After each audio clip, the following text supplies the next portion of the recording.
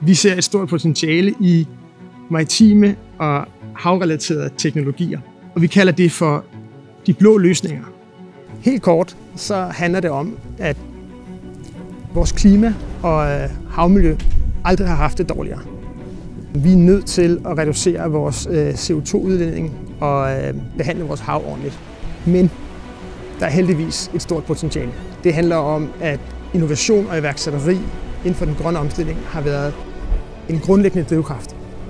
Hvis du ser på det, vi normalt kalder det blå Danmark, så har det jo generelt været en branche, der har levet stille. I dag har det ændret sig, og det er også noget af det, som gør, at vi trods alt ser en stigende tendens til det. Det er, fordi vi som branche er begyndt at gøre opmærksom på, at vi har simpelthen brug for nye teknologier. Så fremtidens løsninger er i langt højere grad teknologisk orienteret. Det blå har altid været entreprenant. Det vil det fortsætte med. For 6 år siden var det svært. Jeg kan mærke i dag, at det er blevet nemmere. Der er nogle flere programmer, også internt i de her virksomheder, hvor man tilgodeser startups og gerne vil i dialog med startups. Danmark har jo traditionelt haft en meget stærk position her. Og jeg er helt overbevist af, at om 10 år, dem der har formået at forny sig, det er dem, der er verdensførende også. Det skal vi selvfølgelig være.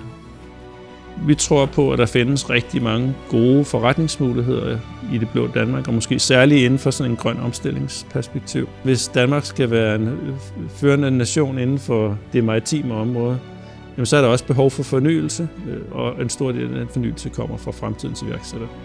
Altså hvis du som iværksætter kan dræbe dit projekt, så det andre kan også.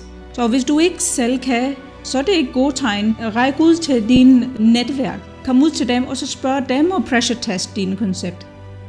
Og hvis de kan heller ikke sådan dræbe dit projekt, så synes jeg så, at konceptet er klar til at tage det der markedslag, der kommer. Helt fra skibet bliver bygget, der er muligheder der. Når skibet sejler, jamen, hvordan kan vi gå ind og optimere på energieffektivitet, på de løsninger, der bliver installeret. Og så når man vedligeholder skibene på forskellige værfter, jamen, der er muligheder der for at tænke grønt. Og så til allersidst, når skibet engang slutter sit liv og skal hugges op, jamen hvordan kan vi få det her genbrug med ind, hele cirkularitetstankegangen?